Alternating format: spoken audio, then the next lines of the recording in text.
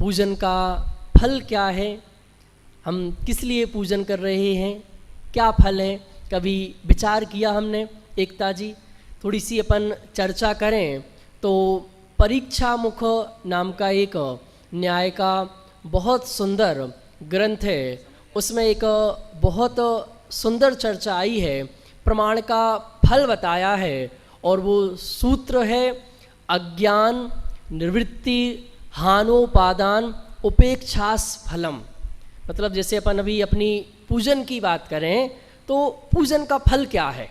इतने दिनों से हम पूजन कर रहे हैं, अब तो जिस काम के लिए हमने पूजन चालू की थी अब तक तो वो काम हो गया होगा या हो जाना चाहिए। एकता जी, जो हमारी तमन्नाएं थीं, जो हमारे ड्रीम्स थे, जो इच्छाएं लेके, तमन्नाएं लेके, मनोकामनाएं लेके, मन्नतें लेके हम सब ये पूजन कर रहे थे, वो हो गई होगी या कंटिन्यू चल रही हैं, रनिंग में चल रही हैं? नहीं, पूजन का फल क्या है? अज्ञान निवृत्ति। मतलब अभी हमारे जीवन में, मेरे ज्ञान में, मेरी समझ में, मेरी बुद्धि में जो वीतरागता और सर्वज्ञता के प्रति अज्ञान था। मतलब मैं नहीं समझता था कि भगवान कौन होते हैं। भगवान होते हैं वीतरागी, भगवान होते हैं सर्वज्ञ। तो मैं यह नहीं समझता था, पर जैसे जैसे मैंने पूजन करना स्टार्ट की, जैसे जैसे मैंने पूजन बढ़ाई और पूजन करते करते मुझे वीतरागता समझ में आने लगी, मुझे भगवान की सर्वज्ञता समझ में आने लगी। यह है पूजन का फल। मतलब तत्संबंधी अज्ञान का नाश होना। और अज्ञान क्या है? भगवान की पूजा करना पर उनकी वीतरागता और सर्वज्ञता को नहीं पहचानना, इसका नाम है अज्ञान। और उनकी वीतरागता और सर्वज्ञता की पहचान होना और पहचान नहीं होना, पहचान के साथ साथ वह वीतरागता और सर्वज्ञता हमारे जीवन में आना मतलब उस पर भरोसा होना, उस पर विश्वास होना कि बिल्कुल भगवान वीतरागी होते हैं। करुणानिधि तुमको समझनात भगवान भरोसे पड़ा रहा, अब ये गलती द्वारा नहीं होना चाहिए। समझ में आया? तो पहला क्या कहा? अज्ञान निवृत्ति, कि अज्ञान की निवृत्ति है, यह है वास्तव में पूजन का सच्चा फल। हान उपादान उपेक्षास फलम। मतलब पूजन के साथ साथ हम कर रहे हैं तो अब कुछ बहुत सारी चीज़ों के साथ हमारी हे बुद्धि जुड़नी चाहिए। मतलब हे बुद्धि होनी चाहिए। जो हे है उनके प्रति हे बुद्धि आना चाहिए। तो कौन है हे?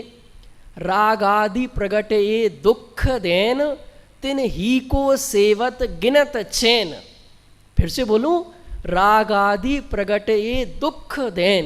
ये जो रागादि भाव हैं, किसी प्रकार का राग हो, शुभ राग हो, अशुभ राग हो, सब प्रकार का राग ये प्रकट रूप से, स्पष्ट रूप से, क्लियर रूप से दुख देने वाला है। यह बात हमें समझ में आनी चाहिए। उस राग के प्रति हे बुद्धि आना चाहिए। और उपादेय, उपादेय कौन है? प्राप्त करने के लिए उपादेय कौन है? आश्रय करने के लिए उपादेय कौन है? तो संबर, निर्जरा, मोक्ष, यह प्राप्त करने की अपेक्षा से उपादेय हैं, पर इनका भी आश्रय नहीं करना, यह भी दृष्टि के विषयभूत नहीं है। तो दृष्टि का विषय कौन? जो मेरा शुद्धात्मा है, जो जीव तत्व है, उसका आश्रय हमें करना है। तो हे उपादेय, और किसकी उपेक्षा करनी है? समझ में आया? अपने जीवन में किस चीज़ की, अभी देखो सब पूरा गड़बड़ मामला चल रहा है। जिसकी उपेक्षा नहीं होनी चाहिए थी उसकी हो रही है उपेक्षा, और जिसकी उपेक्षा होनी चाहिए थी उसकी हो रही है अपेक्षा। जो परिग्रह, ये धन समाज, हम 24 घंटे उसके लिए गिड़गिड़ा रहे हैं, उसके लिए परेशान हो रहे हैं। क्यों हमें सर्वज्ञता पर भरोसा नहीं है? क्यों हमें कर्म के उदय पर भरोसा नहीं है? क्यों हम उस परिग्रह के लिए गिड़गिड़ा रहे हैं, सचमुच ये हमारी कमजोरी है। उसकी अपेक्षा कतई नहीं होना चाहिए, उसकी तो निरंतर उपेक्षा होनी चाहिए कि मेरे को जितनी कम जरूरत पड़े मुझे उसकी इच्छा ही ना रहे, मुझे उसकी चाह ही ना रहे। क्यों? क्योंकि उसकी तो मुझे करना है उपेक्षा। और अपेक्षा किसकी है? इस वीतरागी तत्व ज्ञान की, वीतरागता और सर्वज्ञता की हमारे जीवन में अपेक्षा होनी चाहिए। मतलब यह हमारे जीवन में उपादेय होना चाहिए और यह हमारे जीवन में इस संबंधी अज्ञान की निवृत्ति होना, यह है वास्तविक पूजन का फल। तो आपने तो हमें कहाँ फंसा दिया, हम तो किस फल के लिए पूजन कर रहे थे और आपने हमें कौन सा फल बता दिया कि ठीक है पंडित जी, अज्ञान का नाश तो हो जाएगा, वो वाला काम होगा कि नहीं होगा जिसके लिए पूजन कर रहे थे। अरे भाई साहब, वो हो गया। हो गया मतलब जैसे मधु जी, भाई मेरा बीपी बहुत लो और हाई होता था, इसलिए मुझे किसी डॉक्टर ने कहा बढ़िया पूजन करो, जिनेन जी बढ़िया पूजन कराते हैं, आप पूजन करो, आपका बीपी बिल्कुल नॉर्मल हो जाएगा।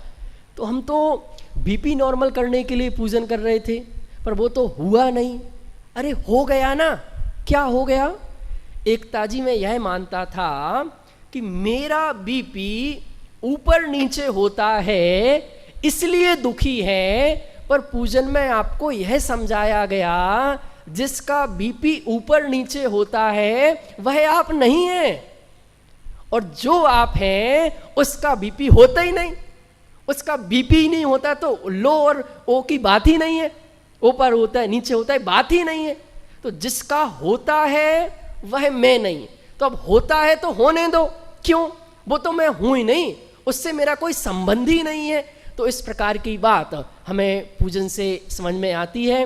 तो अज्ञान की निवृत्ति होना, हे क्या है, उपादेय क्या है और किसकी उपेक्षा होनी चाहिए, किसकी अपेक्षा होना चाहिए, इस बात का क्लियर हो जाना सचमुच यह वास्तव में फल है। और मुख्य फल है अज्ञान की निवृत्ति। और वो हुई कि नहीं हुई, अगर वह हो गई है तो आपको वास्तविक पूजन का फल मिल गया है और वही पूजन का फल है। आइए महार्घ हम यहाँ से प्रारंभ करेंगे।